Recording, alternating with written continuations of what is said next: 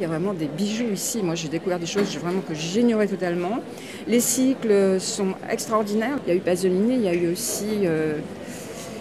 il va y avoir Frédéric Wiseman. Frédéric Wiseman, le pape du documentaire aux États-Unis, et qui continue malgré son grand âge.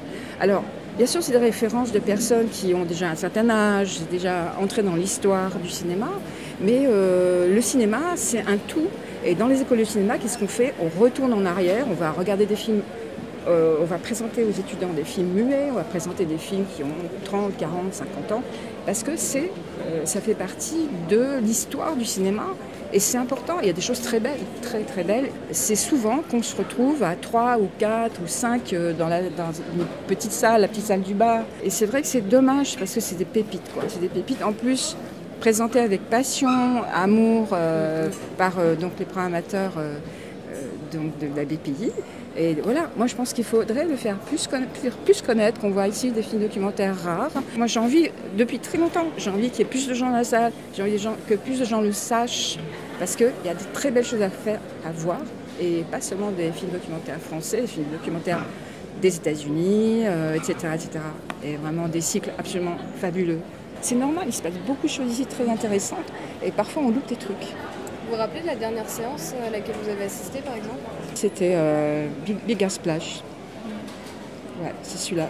Et vraiment, c'était un moment merveilleux. C'était en pleine journée.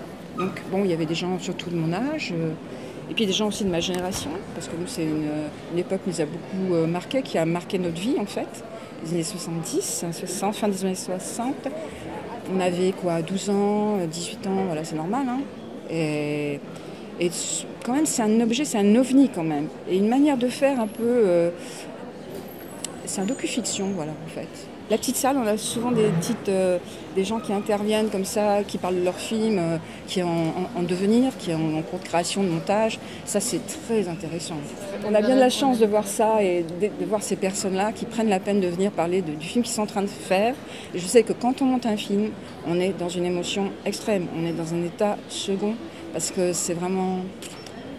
On ne sait pas toujours où on va, parce que c'est en train de se faire, et on est en grande sensibilité, en grande émotion.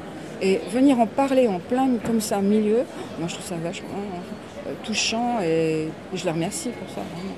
Ça fait du bien de communiquer. Voilà. Donc il faut y aller, il faut oser, il faut parler à la fin des projections. Simone, je m'appelle Simone.